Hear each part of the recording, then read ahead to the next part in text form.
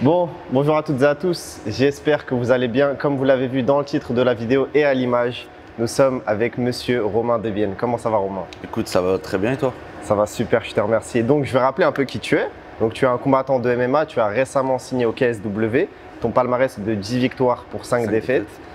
Tu fais partie du coup de la team Voirin et tu es issu de la ville de Boulogne-sur-Mer. Ouais. J'ai oublié ton âge aussi, tu as 28 ans. J'ai 28 ans.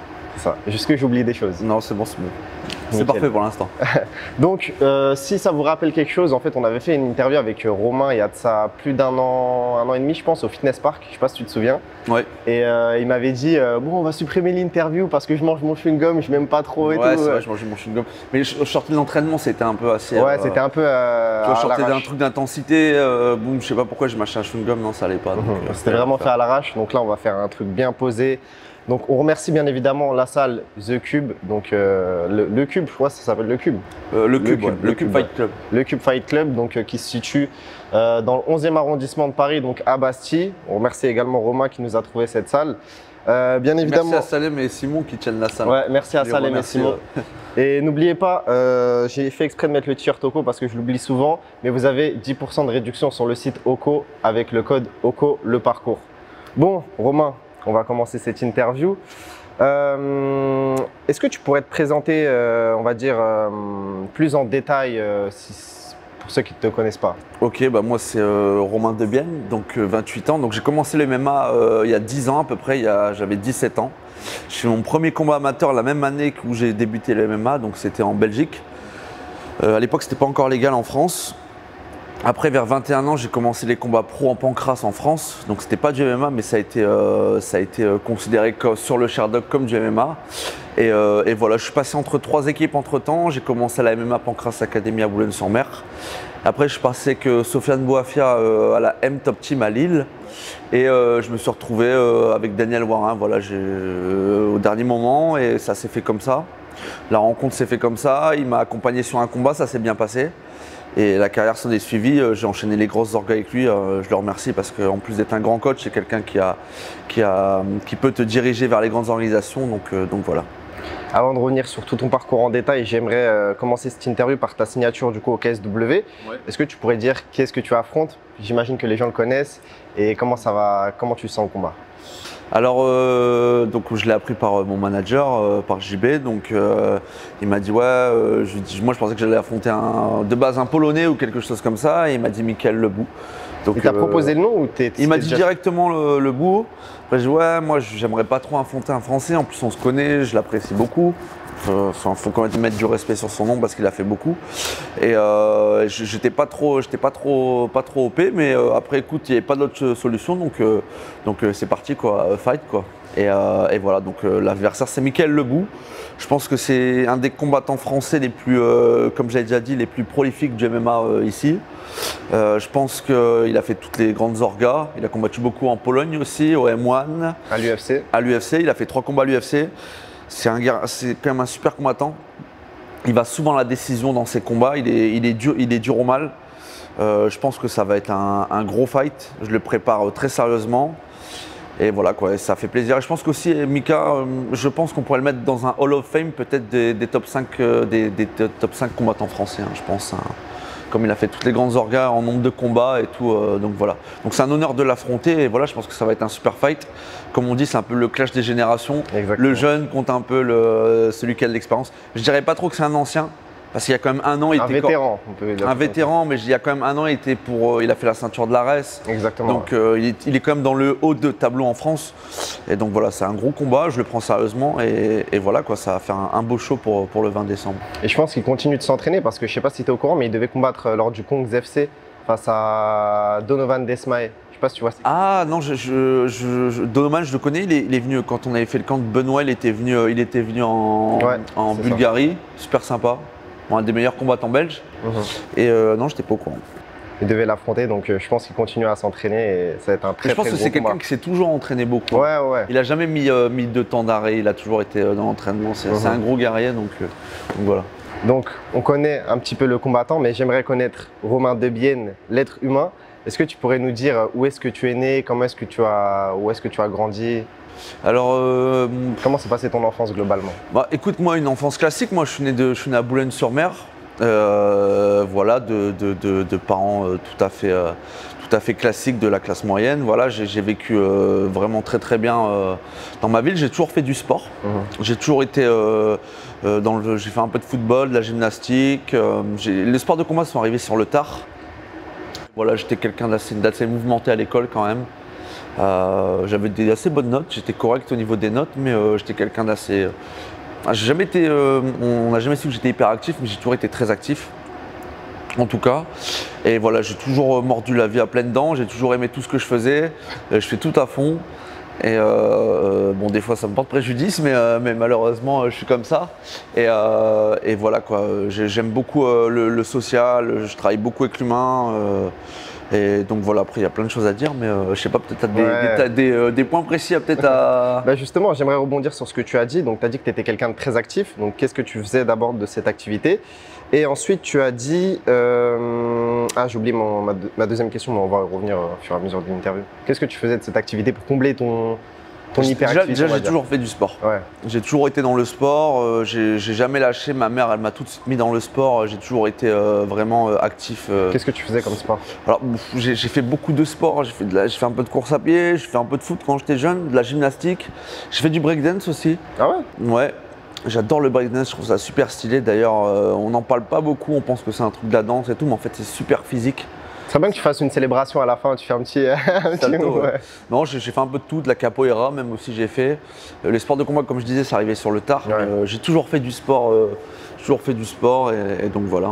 T'avais d'autres passions quand tu étais petit? Passion, ouais, j'avais plusieurs passions. Non, ça a toujours été vraiment basé sur le sport. Moi, je voulais une carrière sportive. Des petits? Dès petit, je voulais une carrière sportive. Je ne savais pas dans quoi, mais je savais que j'arrivais pas à vivre sans le sport, quoi. Donc voilà, c'est tombé sur les mêmes à la fin.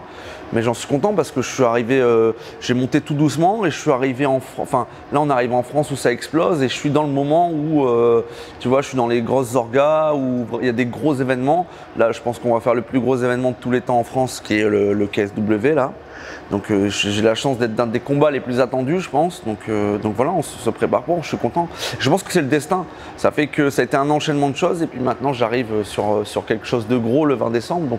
Donc voilà, ça a été du travail et voilà. C'est bien que tu le rappelles parce que je ne sais pas si tu es au courant, je ne pense pas parce que c'est en discussion actuellement, mais il va peut-être y avoir un gros jeu concours et surtout si nous, le média Le Parcours, on arrive à vendre beaucoup de places au KSW, on arrive à être le média numéro 1 en termes de vente de places, on pourra remettre un trophée à l'un des combattants durant le KSW Paris. T'as déjà prévu le trophée, non? Tu sais comment c'est? Je sais pas à qui sera destiné le trophée, peut-être ce sera à toi que je le remettrai. C'est quoi le trophée alors? C'est le trophée du KS, tu sais quand tu gagnes un d'accord. Donc ça pourrait être ouf. Et aussi on sera en bord de cage si jamais on remporte du coup le concours. Donc n'hésitez pas à nous rejoindre sur Instagram, on mettra tout ça en bio, en story, en post. On ne sait pas encore comment ce sera organisé, mais en tout cas, ça va être organisé très prochainement. Et ce sera un honneur en tout cas de te remettre la coupe si tu gagnes ton combat lors du KSW. Ce serait magnifique en tout cas. J'espère. Tu as dit justement que tu étais un élève très agité à l'école. Enfin, tu avais plutôt assez bonnes notes. Qu'est-ce que tu appelles un élève agité? Tu te bagarrais beaucoup? Non, je me fais bien faire rire le monde et tout. Hein. J'étais un peu. Ah ouais? Ouais. Non, je me bagarrais pas. Si, je me bagarrais quand même. Hein. Je me bagarrais, mais j'y allais avec conviction. Mais j'étais pas un bagarreur né, c'est-à-dire que je savais pas forcément me battre de ouf quand j'étais à l'école. Mais j'y allais, j'avais pas peur. Donc déjà, c'était déjà un premier pas. Tu te souviens de ta première bagarre? Je m'en rappelle pas. Franchement, il y en a eu tellement. Je me rappelle peut-être d'un truc. Ah non, mais il y a tellement de choses. Mais oui, vas-y, raconte. Non, mais il y a eu quand j'étais jeune à l'école, comment on appelle ça, en grande section, non, je sais pas, la CE1, non, c'est pas ça. Ouais, c'est CP, CE1, CE2. Ouais, voilà. Je sais. En primaire. Il y a un gars qui m'avait cherché, il était collé contre un grillage. Et moi, je restais. Alors à l'époque, j'étais pas du quartier, de la cité, mais j'ai resté beaucoup avec les mecs de cité. Pourquoi? Et je sais pas, j'étais bien avec eux, j'aimais bien leur style, j'aimais bien rester avec les bad boys, tu vois. Et mon pote, il m'a rappelé une histoire. Je m'étais embrouillé avec un gars qui me faisait chier. Et pendant la récréation, Il était allongé, comment on appelle ça, il était assis sur le bord d'un grillage. Et mon pote Dustin, me dit vas-y cours et mets-lui un coup de pied. Et donc j'ai couru à fond et boum, sa tête je mets un coup de pied, sa tête elle a rebondi. Un penalty. Un penalty. Ah ouais. Ça, il y a eu ça. Après il y a eu une bagarre contre un gars un peu plus âgé quand Le j'étais. mec, t'avais rien fait au final. Si, il y avait une histoire, elle m'avait cherché, mais je me rappelle plus après ce qu'il y avait, c'était basse avant. Et après j'avais une histoire quand j'étais au lycée. Et d'ailleurs la bagarre avait été filmée, j'affrontais un mec, je sais plus, on s'était tendu, on s'est dit ouais on se retrouve à telle heure. Et il y avait plein de monde à la sortie. Et il m'a fait une amener au sol, mais moi je connaissais pas trop, je l'ai tapé comme ça et tout. Et voilà, c'était un peu les débuts. Et ce mec-là d'ailleurs, le mec avec qui je m'étais battu était passionné de MMA à cette époque-là. Ah ouais. Et moi j'en faisais pas du tout. Comme quoi le destin a fait qu'après, moi je me suis mis dedans et ça a donné la carrière, mais c'est fou. Donc ce mec-là avait réussi à m'amener au sol, et après ça a séparé, bon c'était un petit truc quoi. Petite défaite. Ouais. Ah t'as perdu du coup? Bon, une petite défaite, je t'ai amené, je crois qu'il a pris une montée mais je m'en rappelle plus. Ouais après bon, t'en veux pas, à l'époque tu faisais pas du MMA, t'étais petit, ça une bagarre. Ouais, ça va accepter la défaite. Hein. Ouais c'est quand on est enfant, c'est rien. Qu'est-ce que faisaient tes parents dans la vie? Non mais tes parents ils ont toujours travaillé avec les enfants. Ma mère, elle a géré tous les centres de loisirs dans la ville de Boulogne et mon père, il est professeur en maternelle.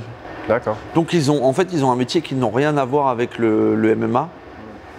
Donc c'est vrai que c'est bizarre cette transition vers ce sport de combat. Mais après j'ai eu cette chance quand même, je le dis beaucoup. Mon père n'a pas été quelqu'un qui m'a mis dans des trucs sérieux et tout. Il m'a toujours laissé faire ce que je voulais. Donc d'un côté ça a été bien puisque j'ai pu me diriger vers les MMA et faire ce que j'en voulais. Il y a certains parents qui vont vous dire non, je veux te voir là-dedans, et ils sont très stricts avec vous. C'est vrai que moi, mes parents, ils ont été ouverts sur ça et ils m'ont laissé me diriger. Et maintenant, voilà, peut-être que la carrière elle va exploser dans quelques années. Et voilà, on me le souhaite et je leur en serai beaucoup reconnaissant. Qu'est-ce qu'ils en pensent aujourd'hui? Écoute, ils ne se posent pas trop de questions. Ils viennent me voir au combat maintenant. Ma mère vient me voir. Avant, elle ne venait pas me voir. Ça te fait bizarre ou pas? Mais non, après, non, je pense pas. Mais bon, c'est mieux de gagner, quoi. Là, j'avais perdu à Chicago. Elle était venue à Chicago? Ah ouais. On l'entend crier dans la vie. Ah, mais bon, c'est les mamans. Hein. Mais maintenant, oui, ils me laissent faire, quoi. Ils sont pas vraiment réticents vers le fait que je fasse du MMA. Qu'est-ce qu'elle en a pensé? Enfin, tu lui en as parlé justement après de ta défaite au PFL et tout. Comment elle a réagi? Non, tant que ça a bien la santé, elle s'en fout. Hein. Moi, elle savait que j'allais repartir. Mais déjà, elle savait que il y allait avoir un moment où j'allais avoir un stop. Parce que pendant de telles périodes, j'ai pas été sérieux. Il y a eu trop de temps entre le Bellator Dublin et entre le PFL Chicago. Il y a eu trop de temps d'attente. Moi, j'ai trop gagné pendant un certain temps. Ce qui fait que je me suis trop mis dans le confort. Je faisais la fête à droite à gauche. Je l'ai payé hein, au PFL Chicago, j'avais pas dû dans le combat. Et puis je pense que ma mère le savait, j'ai eu trop de poids à perdre au dernier moment, elle m'a vu très très faible à la maison et tout. Donc je pense qu'elle s'en doutait. Et voilà, non, elle me connaît, elle sait que je vais rebondir. Donc voilà, j'ai le mental pour rebondir. Donc elle se fait pas de soucis. Pour revenir très rapidement sur ton enfance, j'aimerais que tu me dises quel est ton meilleur souvenir de ton enfance, l'un de tes meilleurs souvenirs. Quand tu repenses comme ça à ton enfance, quel souvenir tu penses? Qu'est-ce qui te fait… Globalement, un bon souvenir. C'est-à-dire, il y a peut-être plus un truc qui englobe tout. Hein. Non, des moments. Tu sais, est-ce que tu revois des flashs dans ta tête ou… Par exemple, je sais pas, tu joues avec… Il y a plein de choses, mais Boulogne-sur-Mer, c'est une ville qui fait 50 000 habitants. Donc c'est assez petit et assez moyen à la fois quand même. Et c'est vrai qu'à l'époque, beaucoup de… Moi, je me rappelle par exemple sur quand on était jeune, je me rappelais des… Mais à l'époque, c'est quoi on se cachait avec des potes sur un parking en haut de la ville, là, de la galerie marchande. On se cachait pour faire des chichas. Ah ouais. Quand t'avais quel âge, 12-13 ans? Ouais, je sais plus, dans ces eaux-là, on se cachait avec des potes, on faisait des photos et tout. On était déjà flard, il y avait les premiers téléphones, tu vois. Ouais. On était déjà refaits, il y avait les premiers téléphones, on faisait des photos. Tu sais que la fumée qui sort là. Ça, c'est des bons souvenirs. Avec les Blackberry ou les téléphones à clapet? Ouais, il y avait beaucoup de Blackberry à l'époque. Moi, j'ai eu le Blackberry. Mais ouais, il y a eu beaucoup des trucs comme ça, on se cachait. Après, des souvenirs, il y en a plein. Moi, j'ai fait tellement de choses. J'ai tellement envie de potes, tu vois ce que je veux dire? On a tellement fait de conneries ensemble que des bonnes choses aussi. Mais à quelle connerie tu penses? Si tu rigoles, c'est que tu penses à quelque chose. Non, mais des fois, franchement, on a fait des bêtises. Hein. Ouais. Tu regrettes pas ces moments? Non, bah non, parce que ça te forme. Il y en a, tu sais, quand ils sont jeunes, ils font pas les bêtises parce que les parents, ils leur dac. Et dès qu'ils les libèrent, qu'ils partent à l'université ou quoi, qu'ils ont un appart, qu'ils sont tout seuls, c'est là où ils dérivent complètement. Tu vois ce que je veux dire?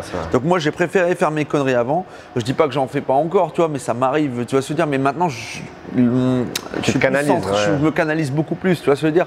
Alors que j'ai vu des mecs, tu sais, qui étaient très stricts et tout quand ils étaient à l'école. Dès que les parents les ont lâchés à l'université, ils ont pris un appartement, bam, ils ont explosé. Et puis après, les parents, ils n'arrivaient plus à les diriger, tu vois ce que je veux dire. Ouais, c'est vrai.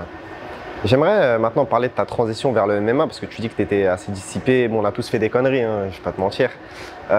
Comment est-ce que tu es rentré dans le MMA et à quel moment tu t'es dit je vais faire une carrière professionnelle? Alors, moi je suis rentré dans les MMA. Alors, je suis rentré, mais je le dis à chaque fois hein, dans beaucoup d'interviews, mais c'est grâce à une bagarre. D'y revenir. Ouais. C'est grâce à une bagarre qu'il y a eu au lycée.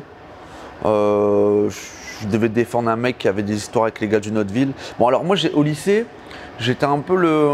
Comment expliquer ça? Mais voilà, je me la pétais un peu, tu vois, un peu je faisais le mec, le bad boy, tu vois, mais je savais pas forcément, tu sais, me taper, tu vois ce que je veux dire?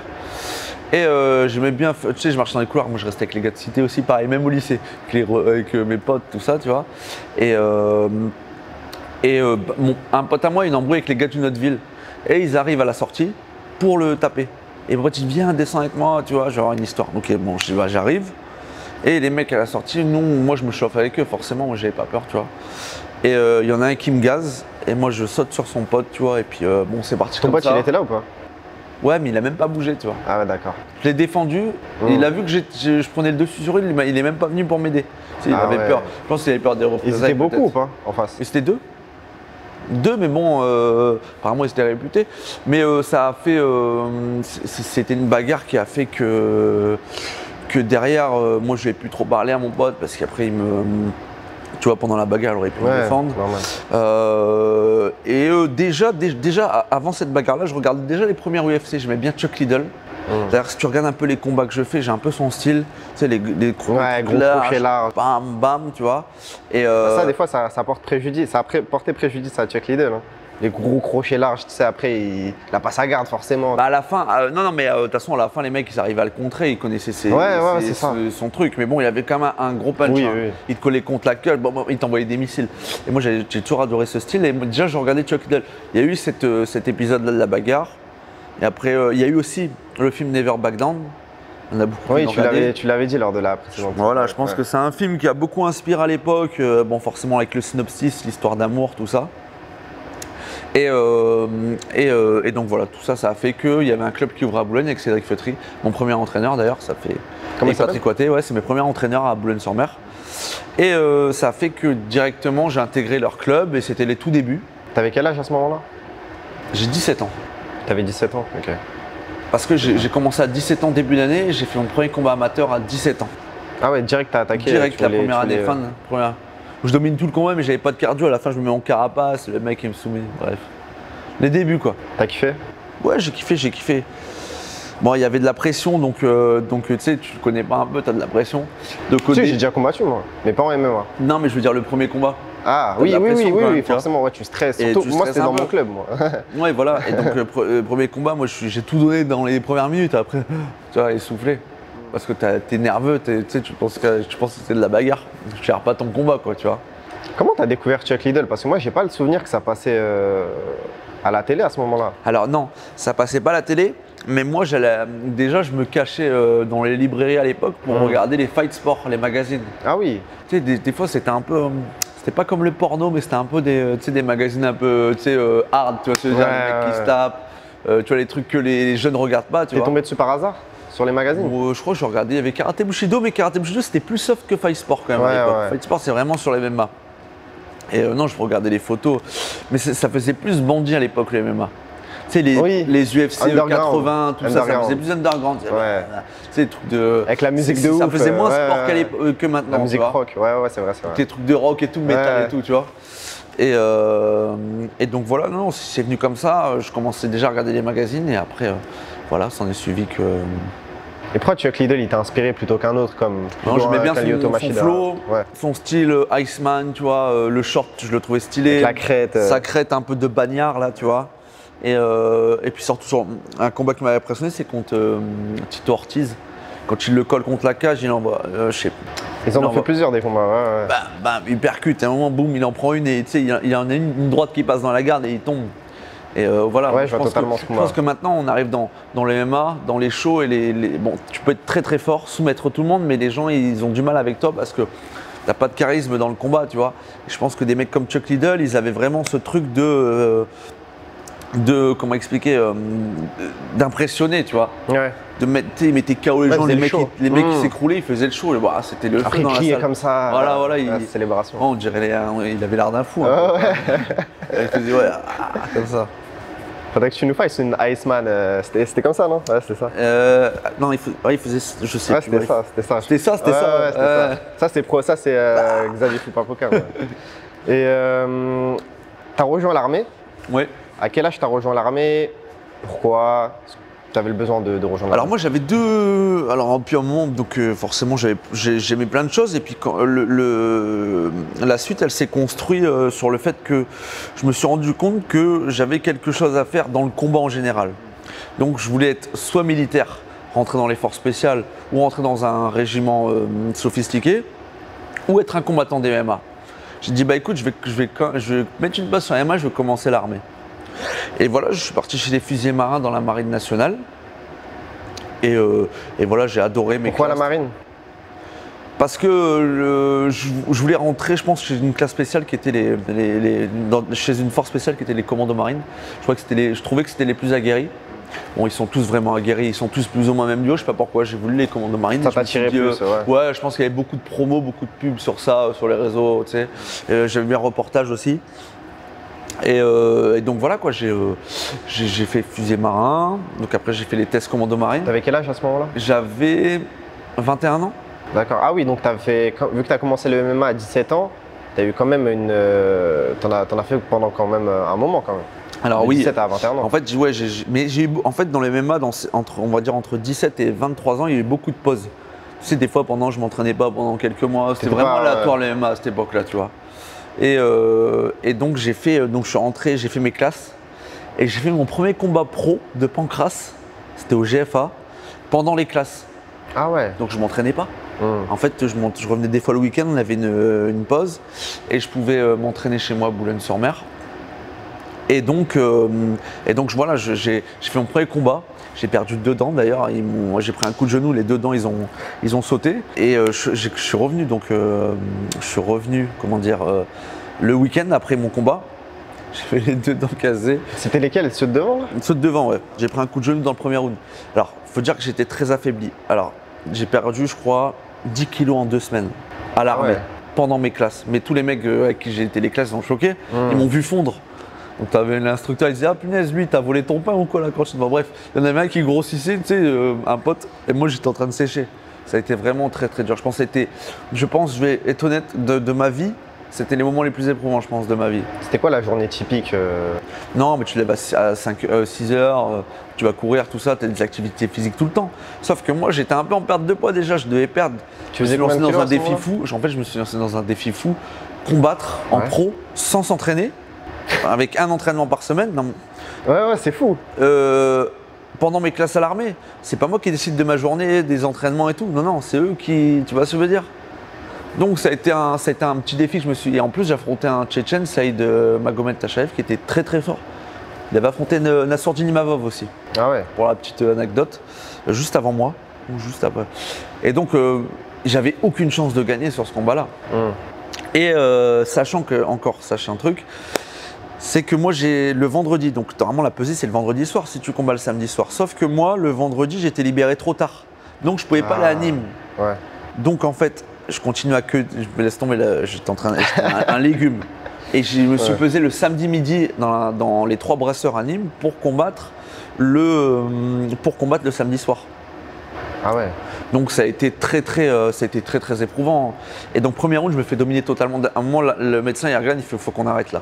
J'avais une arcade ouverte, j'avais les dents qui avaient sauté, j'étais inconscient. Et après, il me laisse continuer. Donc, premier round, tu vois, il le prend. Et je sais pas, dans le deuxième, j'ai une aura, je reviens. Bam, deuxième, troisième, c'est moi qui avance sur lui. Je pense que c'est un des combats MMA à voir, je pense, pour certains. Il est quelque part, le combat? Non, je faudrait que je demande au GFA. Il est plus, il était sur Internet, mais ils l'ont. C'est vraiment un combat à voir d'anthologie, je pense. Parce que la façon dont je remonte dans le combat, je pense que c'est très peu vu, quoi. Et surtout avec un corps très affaibli, sans énergie. J'avais zéro énergie, mais juste du mental par contre. Ouais. Je me suis dit, merde, je peux pas rentrer. En fait, je me suis dit, je peux pas rentrer pendant avec mes potes qui sont à l'armée là le dimanche soir et qui me voient que j'ai perdu. Ça marche pas. Là, il faut gagner. Et le combat, voilà quoi. Je pense que juste ça les a choqués. T'as perdu au final ou t'as gagné? Non, j'ai gagné. T'as gagné? Mes décisions partagées. C'était serré quand même. Mais je pense qu'ils ont salué le courage, le fait que je sois revenu. Sauf qu'en fait, bon, il y a eu ça, mais personne ne savait là-bas que moi j'avais vécu tout ça avant, tu vois, pendant mes classes. Par contre, les mecs, après, ils étaient choqués, mes potes à l'armée. Qu'est-ce qui fait que t'aimes autant la bagarre? Qu'est-ce que tu ressens? Je pense qu'en vrai, je pense que le MMA, là, on va essayer d'être un peu plus correct, tu vois. Le combat, en dehors je pense que c'est quelque chose de, d'inné un peu chez nous, les hommes, tu vois. C'est un peu, on aime ce côté de domination. On veut se battre pour prouver, tu vois ce que je veux dire. La musculation, c'est bien. Moi, j'adore. Moi, de toute façon, j'adore tout. C'est un peu dans le même esprit. Dans le même esprit, moi, je critique pas. Mais le MMA, c'est devenu vraiment le sport ultime, tu vois, en termes d'affrontement, tu vois. Ouais. Et je pense qu'on a tous envie de prouver qu'on est les meilleurs. Et donc voilà, je pense que ça s'est fait tout le monde. Après, ça s'est fait comme ça, mais je pense que je me suis mis. Enfin, j'ai apprécié le sport au fur et à mesure des années. Et au final, je n'ai rien lâché depuis le tout début. Ce qui fait que maintenant, le fait de n'avoir rien lâché, d'avoir cru en moi, parce que en fait, alors je t'explique, moi j'ai commencé, j'ai pris une victoire. Tu l'as vu, celle que je t'ai dit. Derrière, j'ai pris 3 défaites en pancrace. J'allais y revenir. J'étais à 1-3. Bon, vas-y, je te laisse. Non, vas-y, développe. Bon, j'étais à 1-3. Et j'ai toujours cru en moi. Je me suis dit, c'est pas grave, il faut que tu remontes, tu peux pas perdre. En plus, tu connais, tu reviens chez toi, tu as les potes qui disent, ouais, bon, t'es pas fait pour ça, arrête, hein, tu vois. Alors qu'en plus, c'est vraiment le sport ultime, c'est vraiment le sport où tu peux montrer que tu es le plus fort, tu vois. Et j'ai dit, ok, je continue. Et après, je suis remonté à attaque. Après, j'ai repris une défaite. Et après, j'ai enchaîné les victoires. Et donc voilà, j'ai toujours cru en moi. Je savais que j'allais y arriver. Et voilà, la conviction et surtout la résilience. Le fait de perdre, mais de revenir. Un combattant, par exemple, qui est résilient, c'est un peu Dustin Poirier. Poirier, c'est quelqu'un qui perd. Et à chaque fois, il regagne. Il perd, mais bon, il regagne derrière. Et ça, j'apprécie. Je pense que tu es plus fort dans ces moments-là. Savoir perdre et de revenir derrière. Exactement. Après ta 3e défaite, qu'est-ce que tu t'es dit? J'ai fait une pause déjà. De combien de temps? Je sais plus. Mais après, franchement, il n'y avait aucune optimisation dans l'entraînement et tout. Hein. C'était vraiment, je me le laissais, tu vois, ça veut dire, il n'y avait pas de. Je sais pas, je me suis laissé peut-être 1 an ou je sais plus, 6-7 mois. Et je me suis dit, ok, faut repartir au combat. Et donc voilà. Tu faisais quoi pendant ces 6-7 mois? J'ai pensé, je pense que j'ai beaucoup pensé, je faisais un peu de sport, j'allais courir quand même, tout ça. Mais tu bossais à côté, pour gagner ta vie? J'ai fait quelques petits boulots, je me rappelle plus, je travaillais à la morgue un peu. À la morgue? Ouais, c'est pas très joli. J'ai fait brancardier. À la morgue? Je travaillais à l'hôpital, j'aimais bien ce boulot. Hein. Et j'ai fait plein de petits boulots après. Mais je voulais vraiment percer dans les MMA. Ouais. Mais il y a un moment où vraiment, tu as des moments dans ta vie où tu as un peu de burn-out, tu laisses un peu couler. Et moi j'arrive toujours à plonger un peu et à rebondir derrière. J'ai toujours cette force de me dire, dès qu'il y a quelque chose qui ne va pas, boum, je rebondis. Regarde, le dernier combat, je l'ai perdu. Tu as des mecs, moi je connais des potes, ils ont pris des défaites, ils ont du mal à revenir, tu vois. Et moi, je savais que j'allais rebondir. Et là, on m'offre un gros combat derrière, là, le 20 décembre. Donc voilà, il faut toujours rebondir après quelque chose qui ne va pas. Est-ce que tu fais de la prépa mentale ou pas? Je fais de la prépa mentale, mais en vrai, je vais être honnête, c'est un plus. Mais moi, je sais, j'ai déjà un bon mental pour ça. Normalement, il y a des choses d'innées, tu vois. Ouais. Tu peux travailler ta prépa mentale sur certains points, mais le gros du travail, c'est toi qui dois l'avoir en toi en général. Ça me fait penser à une discussion que j'avais eue avec Mehdi Ben Lagdar, qui était invaincu pendant très longtemps et qui a pris une défaite par un mec qui a été testé plus tard positif aux stéroïdes, tu vois. Donc c'était à l'Hexagone, je crois. À l'Hexagone, c'est ça. Ouais. Donc c'était sa première défaite par KO. Finalement, ils l'ont changé. Mais pour lui, ça restait une défaite. Tu vois, malgré le fait que le mec soit KO ou quoi, le mec soit Et tout le monde. soit stéroïdé ou quoi, et Ouais. il s'était pris un KO quoi. Et du coup après il est revenu à l'Hexagone pour combattre et il m'a dit que il avait plus cette même façon de penser dans le sens où Ouais, il mais voulait tu plus, vois- il voulait plus gagner, il voulait ne plus perdre. Tu vois, il n'est pas parti dans le combat comme il aurait dû partir quoi. Il avait Le peur de combat où prendre un il s'est fait KO. toucher, il est tombé là, non? C'est celui-là où il a pris un KO? Non?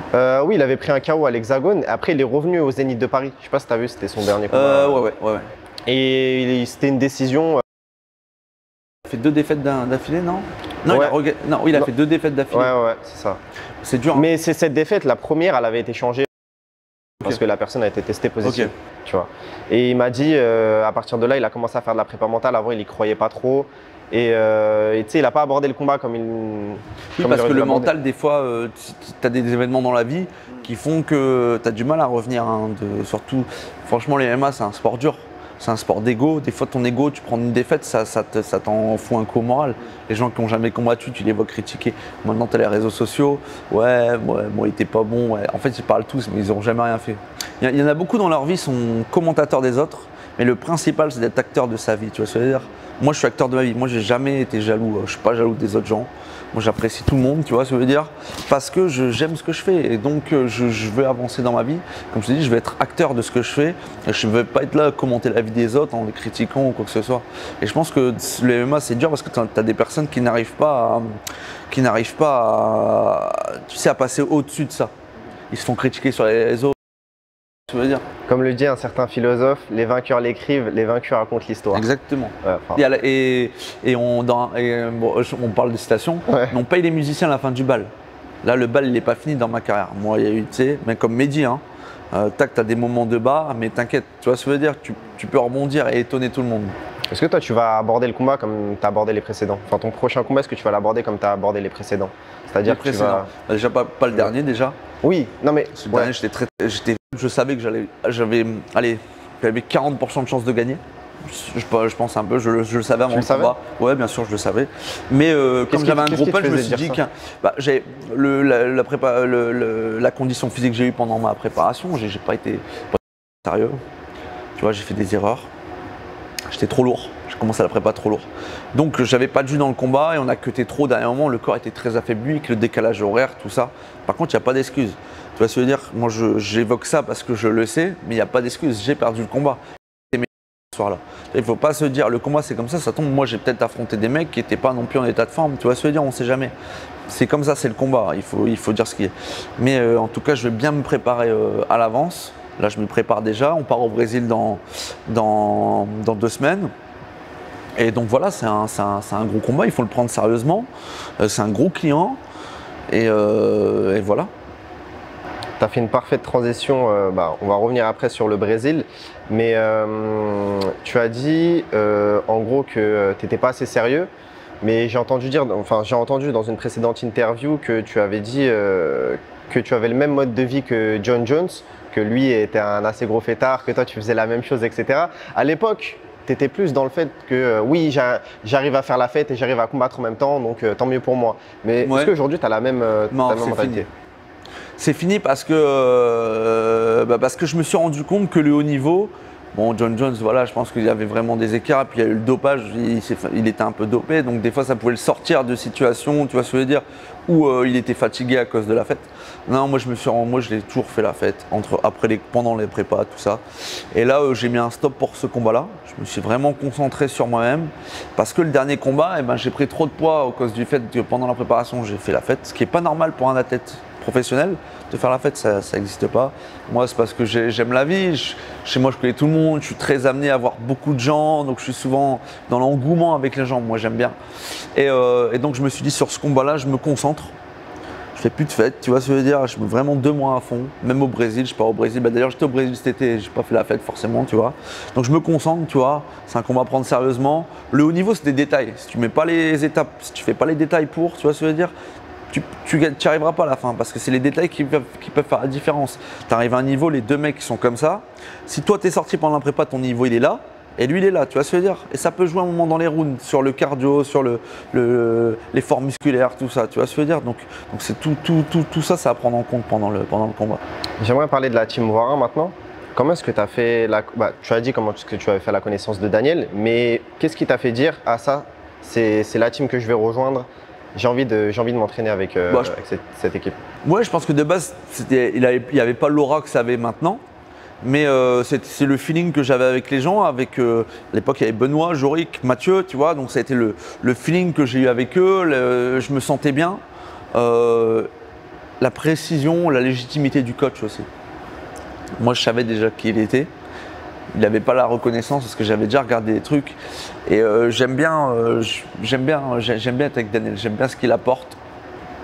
Et le fait qu'il ait cru en moi aussi. Tu sais, tu peux arriver et dire ouais, bon, bah, je vais intégrer ça et tout, et tu vois que le coach il te suit pas, tu vois ce que je veux dire. Sauf que moi, je sentais qu'il déjà, il voyait que j'étais assidu, je venais tout le temps, et je sentais qu'il me dirigeait, qu'il aimait, qu'il trouvait que j'avais un potentiel déjà. À l'époque, c'était au Venom Training Camp, c'est ça? Venom, et c'était au Subtac aussi. Mais déjà, je sentais il me trouvait bien, tu vois ce que je veux dire. Et après, tu as ce feeling, ça passe bien. Et puis après, voilà, tu t'entraînes dans les bonnes conditions avec un bon mental. Et donc voilà. Comme tu l'as dit à l'époque, il y avait Jorik, il y avait Benoît. Malheureusement, aujourd'hui, ils ont quitté la team Voirin. Comment est-ce que tu as pris leur départ? Comment est-ce que tu l'as pris toi? Parce qu'au final, c'était tes sparring partenaires. Aujourd'hui, vous n'êtes plus beaucoup. Il y a Ibra, il y a Mathieu, il y a toi, il y a d'autres. En gros, on n'est que deux maintenant. En pro, hein, je parle exactement. Oui, tu as Ibra qui est avec nous, tout ça. Mais je parle en professionnel, on n'est que deux. Après, je sais que Daniel reçoit des messages, énormément de messages tous les jours sur WhatsApp. Les gens n'ont même pas idée. Ça peut aller jusqu'à 20 messages par jour de combattants. Tu as des mecs en Afrique, des mecs dans l'Europe de l'Est qui disent ouais, je peux venir pour montrer. Je pense que c'est extraordinaire. Et je pense qu'ils se concentrent sur nous. Peut-être un jour, j'espère qu'il aura une salle et que ça sera mieux. Mais j'ai appris leur départ. Écoute, moi je pense que c'est la vie. Chacun est libre de faire ce qu'il veut, tu vois ce que je veux dire. C'est pas pour autant que je suis en mauvais terme avec eux. D'ailleurs, je les apprécie, tu vois, ils font leur petit bout de chemin. Et puis voilà, moi après, je reste ancré avec mon coach, avec ce qu'il fait. Moi, j'apprécie le travail qu'il m'apporte. J'ai perdu, certes, avec lui, parce que pendant 5 combats, je crois, j'ai mis des KO, j'ai pas perdu. Là, j'ai perdu, tu vois, je ne l'ai pas quitté pour longtemps. Je reste avec lui, on continue le travail. Et moi, je m'optimise un peu plus. Et donc voilà. Non, mais après, c'est comme ça. Hein. Écoute, moi, je ne connais pas les histoires, j'essaie de pas trop m'en mêler. C'est leur problème, tu vois ce que je veux dire, c'est leurs histoires. En tout cas, moi, je suis toujours avec le coach. Et ça se passe bien, donc voilà. Donc toi, les défaites, ça remet pas en question le coaching de Daniel non, pas sur le coach en tout cas. C'est toi qui te c'est nous qu'il faut remettre en question. Pourquoi le coach serait responsable? Moi, je sais qu'on travaille super bien à la salle. Je connais mes points forts. Après, il y a juste des choses qu'il faut aiguiller pour être plus performant. Donc après ton 8e combat pro, avec un bilan de 4 victoires pour 4 défaites, tu as remporté 6 victoires de suite. Qu'est-ce qui a changé dans ton mindset? Bon, il n'y a eu qu'une combat que j'ai fait contre un mec moyen. Hein, c'était qu'est-ce que j'allais te dire? Il n'y a eu qu'une victoire avec la M Top Team, donc c'était qu'un mec qui était. Donc voilà. Déjà, j'ai commencé à changer de mindset quand je suis parti à M avec tous les potes de la M Top Team. Et je me suis dit, en fait, je peux pas vivre avec ce truc de me dire, putain, j'ai pris des défaites, je suis pas revenu. J'ai pas eu ce mental de le faire. C'est un sport dur, tu sais, il y a des mecs qui ils prennent des défaites, ils arrêtent le combat, ils vont dans un travail lambda. Parce que déjà, je pense que sincèrement, tu gagnes mieux ta vie avec un travail lambda qu'avec le MMA à un certain moment. Et tu n'as plus envie d'avoir cette étiquette du mec qui perd.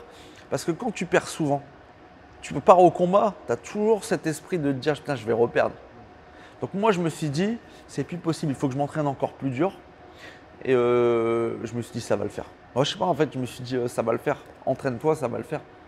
Et voilà, ça a donné ce que c'est maintenant. Malgré le fait que Daniel Voirin a entraîné des Lyoto Machida, Dan Anderson, Anderson Silva, Tarek Safedine, il reçoit encore énormément de critiques. Dernièrement, on a entendu que la défaite de Benoît, c'était à cause de lui, alors qu'il n'est plus avec lui, etc. Bon, il y a eu pas mal d'histoires. Qu'est-ce que tu penses de ces détracteurs? Et justement, toi, qu'est-ce qui fait que tu restes vraiment avec Daniel et qu'est-ce qui t'apporte au quotidien? Alors déjà, chacun est libre de penser ce qu'il veut, d'accord? Il y aura toujours des gens qui oui, mais toi, critiquent. tu es en interne, dans le sens où tu t'entraînes avec Daniel, donc tu peux donner ton point de vue par rapport à ça. Alors moi je suis avec Daniel déjà parce que il faut savoir que quand j'ai fait le nombre de combats que j'ai fait, j'ai enchaîné beaucoup de KO. Et ces KO, je lui en dois beaucoup parce que c'est lui qui m'a appris comment les mettre, comment les placer. Dans les combats, je l'ai beaucoup écouté. Il a su trouver mes points forts. De toute façon, personne ne peut le dire sur ça. Tout le monde peut en parler, mais personne ne peut parler de l'expertise en striking MMA qu'il a, tu vois. Tu vois, il est vraiment super fort. Il sait comment placer les jambes à tel moment, envoyer tes points à tel moment, changer des niveaux, feinter. Il est extrêmement fort sur ça. Je pense que s'il a entraîné Dan Anderson, Anderson Silva, Lyoto Machida, voilà, Tarek Safedine, comme tu dis, je pense que c'est pas pour rien. Pourquoi les gens comment tu peux être combattant à ce niveau-là et prendre un coach lambda et te dire oh, tu vas se dire, c'est pas possible. Le niveau qu'il a, Daniel, il est ce qu'il est, mais personne ne peut dire le contraire. Même des gens qui sont partis de chez lui. Personne ne pourra dire son. Après, voilà, il y a les autres côtés, mais Daniel, c'est vraiment en MMA, son expertise striking, elle est vraiment très aboutie. Donc, si déjà tu as un bon bagage striking, tu peux faire le taf. Il y a des choses que forcément, lui, il a sa spécialité, mais après, à côté, il faut que tu travailles aussi. Ta lutte, ton sol, c'est à toi de le gérer aussi, tu vois ce que je veux dire. Alors, il a raison, Daniel, je pense qu'un coach, il n'est pas capable de savoir tout faire extrêmement bien, tu vois ce que je veux dire. D'être un expert en boxe anglaise, un expert en, tu vois ce que je veux dire. Il va être moyen partout, il va savoir un peu, tu vois. Ouais. Daniel, ce qui est bien, c'est qu'on sait qu'il c'est un expert dans le striking MMA, tu vois, le pied-point et l'anglaise. Et moi, j'adore parce qu'au final, je préfère avoir un expert comme ça malheureusement un expert à lutte et sol, parce que les gens en combat, ce qu'ils veulent voir, c'est des mecs qui chaotent. Ils veulent voir des mecs qui s'endorment, tu vois. Et grâce à lui, je peux donner ce spectacle-là. Et à côté de ça, tu travailles ton sol? Et bien sûr, à côté de ça, je travaille mon sol. Il y a beaucoup de gens avec qui je travaille. J'ai travaillé beaucoup chez Luc Kerjouan à Massy et à Gracie Barra, à Vaugirard avec Jus. Tu t'entraînes à la Hatch aussi, non? Je vais à la Hatch des fois. Des fois, je vais à Carnot. C'est quoi, moi, je vais être honnête. Je pense que je suis un des combattants français qui est le plus tourné en France. Avec le plus grand nombre de salles, qui a côtoyé le plus grand nombre de clubs. Il y a quelques stars que je n'ai pas côtoyées, que j'aimerais bien peut-être un jour m'entraîner, comme Nassourdine Limavov. Cyril Gann, bon, c'est un poids lourd, c'est pas pareil. Mais là, par exemple, MMA Factory, j'ai jamais été. Mais je veux dire, il y a quelques salles, j'ai pas été. Mais la majeure partie des salles, j'ai déjà tourné. Comme tu l'as dit, tu as tourné dans énormément de salles. Qui est le combattant qui t'a le plus impressionné? Ou les combattants qui te viennent en tête là, direct? Saladin Parnasse. Alors, le jour du PFL Doumbé Baki, le jour du PFL où il combattait le soir, moi j'étais avec Salah au midi, on a fait un 4x5. Alors, peut-être qu'il a pu passer ses coups, moi je ne l'ai pas trouvé percutant. Par contre, une caisse énorme. C'est-à-dire qu'en fait, sur un 4x5, Salah, par exemple, énormément de débit. D'ailleurs, il t'étouffe avec c'est quelqu'un qui t'étouffe avec son débit. Et je pense que c'est comme ça qu'il met le KO. Il t'étouffe, donc toi, donc tu baisses la garde. À un moment, il t'envoie soit un kick, soit un point, tu vois, il va te coucher. Et en fait, le Salah, quand sur un 4x5, au deuxième round, par exemple, toi, ta caisse, elle commence à baisser, tu vois. Et lui, elle est toujours au même niveau. Ce qui fait que c'est un mec qui tient les rounds. Quand toi, tu commences à… Bon, je n'étais pas en période d'affûtage, mais je l'ai senti, tu vois. Il a énormément de débit, il travaille dans tous les sens, il est super fort. Bon, il est beaucoup plus léger que moi, tu vois ce que je veux dire. Mais voilà, c'est un combattant que j'ai trouvé super fort. Après, il faudrait que il y a Benoît aussi que j'ai trouvé fort au sol. Après, je vais être honnête, celui qui m'impressionne le plus, je pense maintenant, c'est mon partenaire d'entraînement, c'est Mathieu. Bon, il a perdu, il prend un mauvais coup, il prend un coup de pied retourné là, au Dana White. Mais si tu regardes le combat, inattendu, c'était serré quand même au début. Le mec était super fort. C'est un client aussi. C'est un client. Bon, je pense qu'il y a je ne suis pas sûr, mais peut-être que les mecs se chargent un peu. Tu vois, les Brésiliens. Non, mais le Dana White, t'es autorisé. Ouais, les Brésiliens, ils sont habitués de toute façon. Voilà, ils sont habitués. Mais au-delà de ça, c'est quelqu'un qui peut aller très très loin, Mathieu. C'est vraiment une galère à l'entraînement. Et même des gars, moi je connais même Reda, là, un gars du sol, Reda Mebdouche, qui est un des meilleurs au sol en France. Il m'a même dit, ouais, il est vraiment très solide, il est vraiment super fort. Il s'entraîne dur, il est sérieux. De toute façon, il s'entraîne, il va se couler, il rentre chez lui. C'est quelqu'un qui est sérieux et il est vraiment très impressionnant. Des jambes qui se lèvent super vite, super haut.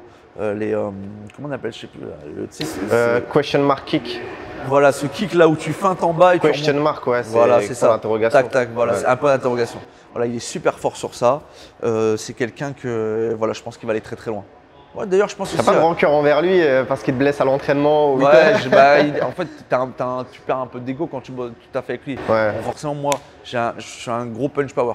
Donc, j'appuie pas forcément quand j'envoie les points, tu vois ce que je veux dire. Mais quand il appuie, toi, t'as aussi envie d'appuyer. De quoi? Quand il appuie, toi, t'as aussi Ouais, envie je le fais pas ouais. parce que tu sais, après, ça part en Ça bagarre. part en bagarre. Et Ouais. d'ailleurs, il y a des mecs qui sont choqués de nos entraînements à Vitry. Il y en a qui regardent de loin, ils disent, mais putain, c'est ouf quoi. Il y a beaucoup de caméramans qui sont venus à Vitry, ils se sont dit, putain, c'est ouf. Dans la petite cage, à des fois, on a les casques. Ou même au Phoenix. Au Phoenix se dernièrement. Oui, voilà, on se chiffonne, tu vois. Je pense que c'est ce côté-là de. Donc des fois, ça nous porte préjudice parce qu'on part à la bagarre, on se fait contrer. Tu vois, mais c'est vraiment l'identité, je pense, de la team à Daniel et de notre équipe. C'est vraiment ce côté chaud, on aime bien tu vois, se battre et tout, tu vois. Et c'est ce qu'on va donner le 20 décembre, je pense. Daniel, c'est un des seuls entraîneurs en France, en tout cas de mémoire, qui prend l'initiative d'aller dans d'autres pays, de faire des camps avec son équipe. Là, en l'occurrence, vous êtes allé au Brésil, vous êtes même allé en Bulgarie. Comment ça s'est passé au Brésil quand tu es arrivé toi? Parce que j'ai entendu dire, moi je ne veux pas dire ce qui s'est passé au Brésil, mais il y a eu des gens qui étaient un peu réticents. Toi, comment est-ce que tu l'as Ah oui, que t'es réticent. Ouais. Non, moi je m'intègre toujours bien quand je vais dans un pays étranger, donc ça s'est très bien passé, tu vois ce que je veux dire? Je m'intègre Mais toujours. le Brésil, c'est pas la France, tu vois. Il y a des. Ouais, mais moi après, je m'en fous. Moi, je suis toujours bien où je vais. J'ai jamais eu. Je peux aller dans tous les pays du monde. Je me sens très très bien. Je peux aller même à Paris, dans les quartiers, dans les cités. Je Ouais, me sentir bien. Non, moi, j'aime bien m'intégrer avec les gens, tu vois. J'aime bien tout type social, tout niveau, toutes les cultures. Donc non, au Brésil, moi, ça s'est bien passé. Tout s'est bien passé. Bon, c'est vrai que c'est un pays avec beaucoup de pauvreté. Mais Tu voilà. l'as vu directement? Comment? Tu l'as vu directement Ouais, la pauvreté? il y a beaucoup de gens dehors.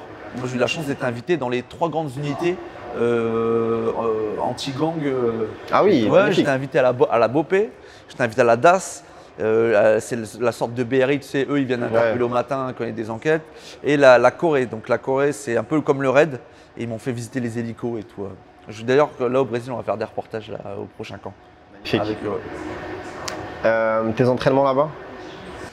Super bien, on a tourné la RFT Botafogo, après avec Todinho, lui il était vraiment fort. Carlson, un gars qui a l'UFC, un welter. Carlson, ok. Carlson Harris, non je crois que c'est ça, hein, son surnom. Je vois pas Je qui. te montrerai. Ok. Et après la Nova Union, hein, forcément avec Dédé, José Aldo, tout ça, on les a tous vus, hein, il était là, José Aldo. T'as pu t'entraîner avec lui un peu ou? Non, lui de son côté. Mais c'est vrai qu'il y avait beaucoup de gros mecs, hein, ça se tape. Hein. Ils ont des regards un peu méchants. Toi, ça Bon. t'a pas dérangé? Non, après, tu y vas. Hein. Tu vas. Mais là, je vais y aller, je pense, qu'avec une meilleure condition encore. Donc non, faut pas avoir peur, bam, parce qu'ils te font pas de cadeaux. C'est Hein. vraiment différent de la France? Donc quand même sur les sparring, ça appuie un peu plus. Hein. Et ça amène beaucoup au sol et tout, ils sont beaucoup plus forts en lutte à livrer. Mais ils ont ce regard un peu, tu sais. Surtout quand ils arrivent, par exemple, j'ai fait de la lutte avec les mecs, avec Pirate, qui est l'entraîneur de l'équipe nationale du Brésil. Et t'as des mecs, des fois, ils n'arrivaient pas à m'amener, tu vois. Et tu les vois des fois, tu sais, je sais pas. Ils avancent un peu vénère, tu sais qu'ils veulent te découper. Mais bon, c'est bien, c'est dans le thème. Bah oui, vous allez y retourner de toute façon. Oui, voilà, moi j'ai repas là. Mais il faut être habitué, il faut aimer S'entraîner dans le dur, ouais. Il faut aimer s'entraîner dans le dur. Ça, si t'es pas dans le dur, tu peux pas percer en MMA. C'est vrai. Et quand tu t'habitues trop au confort comme j'ai fait, tu perds les combats. Comme j'ai fait au PFL Chicago, j'ai eu trop de confort entre le Bellator. Je suis sorti, je jouais avec des potes, j'allais manger au resto tout le temps, tu vois. Bah, bam, tu perds ton combat. Il faut savoir se mettre dans le dur un peu. Totalement raison, je te rejoins totalement sur ce que tu dis. Je pense que c'est comme ça. Comment s'est passée ta signature avec le KSW? Bah en fait, alors je sais pas pourquoi le PFL Bellator, donc le PFL a racheté le Bellator. Moi j'avais un contrat de 4 combats en tout avec le Bellator PFL et je sais pas, j'ai perdu le combat, ils m'ont envoyé une lettre de démission. Pourtant, tu avais gagné les 3 précédents. Les 2 précédents. Les 2 précédents. Ok, pas compris. J'ai pas compris et je dis ok, c'est pas grave, on va rebondir. Mais d'un côté, c'est pas plus mal parce que le show était horrible du PFL Chicago. C'est-à-dire que t'es dû faire valoir un peu là-bas, donc en vrai, je m'en foutais un peu. On avait T'étais pas mis en avant. Ouais. Non, t'es pas mis en valeur et tout. Donc c'était pas plus mal, tu vois. Et c'est vrai que d'un côté, ça, tu peux gagner aussi un combat quand tu te sens mis en valeur. Tu vois, t'as un peu de pression, là comme au KS. Et j'ai demandé à combattre. Tiens, il y a beaucoup de bruit là. On va se parler. J'ai demandé à combattre. J'ai demandé à JB. Je dis ouais. Il me dit tu vas aller où? Je dis moi je vais aller au KSW. C'est le plus grand orga en Europe. Franchement, si j'arrive à faire l'UFC un jour, je pense que j'aurais fait toutes les grandes orgas du monde. J'ai fait l'Octagone, KSW, PFL, Bellator, si j'arrive à faire Ce serait magnifique. Ça serait magnifique. Et si je mets un KO au KSW le 20 décembre, je serai le premier Français, je pense, un des premiers Français à avoir mis 3 KO dans les 3 grandes salles majeures de Paris, donc qui est Bercy, le Zénith de Paris et la Défense Arena. Bah, la Défense Arena, je me souviens, il n'y a pas eu d'événement de MMA Non. pour l'instant. Non. Donc je serai le premier Français à avoir mis un KO dans chaque salle. Tu te vois déjà devant les 30 000 personnes à la Défense Arena. C'est plus que Bercy, hein, c'est 10 000 personnes. J'ai vu c'est énorme, c'est énorme, c'est énorme, c'est énorme. Non mais attends, d'abord c'est un gros combat, faut pas vendre la peau de l'ours avant de l'avoir tué, faut bien se préparer, ça va pas être facile. Écoute, on se prépare au mieux et comme on dit que le meilleur gagne, hein, donc voilà. Bon, on va mettre un terme à cette interview. J'ai juste une ou deux questions de plus, malheureusement. Romain, Vas-y, je vois que tu veux, en vitesse si tu veux. Ouais. Comment est-ce que tu le sens, Mika? Comment est-ce que tu te prépares par rapport à lui? Mika, c'est quelqu'un que j'apprécie beaucoup. À chaque fois, on se croise pendant les interviews, on se parle Vous et êtes tout. déjà Tu vois. entraînés ensemble en plus. On s'est déjà entraînés ensemble à l'époque. J'ai même des vidéos où on tourne au sol, on prend le dos chacun. Et non, c'est quelqu'un que j'apprécie beaucoup. Je le respecte énormément. Par contre, voilà, le combat, c'est le combat. Il y aura, voilà, on va devoir se faire la guerre. C'est comme ça, c'est le jeu. Et voilà. Mais après, je l'apprécie beaucoup. On se voit souvent, on se parle et tout. C'est comme ça, c'est cool. Et d'ailleurs, on va faire un face-off interview bientôt. Ça va être drôle, je pense. Sur quelle chaîne? Sur Je crois quoi? que c'est que Boulox, sur son truc à Béchaud là. Ok, magnifique. Est-ce que tu aurais un dernier mot à dire à tous ceux qui te regardent, tous tes fans, et également aux abonnés sur le. Bah, n'oubliez pas de prendre vos places. N'oubliez pas de prendre vos places pour le KSW 101, 20 décembre à la Défense Arena, le plus gros show de tous les temps en France. Et voilà, quand on va mettre le feu et voilà, on va essayer de vous faire plaisir. Et voilà, on continue le chemin. Avec Continue les le gens, parcours du coup. Tu on continue le parcours, voilà le parcours. Et voilà, de belles choses qui arrivent. Mais d'abord le 20 décembre et après, on se reverra peut-être pour une interview après. On l'espère. T'es Ouais. média, non? Tu vas être. Oui, bah oui, c'est ce que je t'ai dit. Justement, tu fais la parfaite transition. Comme on l'a dit, on va lancer un jeu concours sur Instagram. On va interviewer d'autres personnes du KSW sur YouTube. Mais on aura peut-être la chance de remettre le trophée à l'un des combattants. Ça se trouve, ce sera Romain lors de l'événement. Si bien évidemment, on arrive à vendre des places. Donc les gars, achetez vos billets. Et puis voilà, nous on se retrouve très vite. Attends. Iceman, les gars. Iceman. Let's go. Et on se retrouve très vite sur YouTube. Et n'hésitez pas à vous abonner, tout le tralala. Suivez également Romain sur Instagram. Et puis voilà.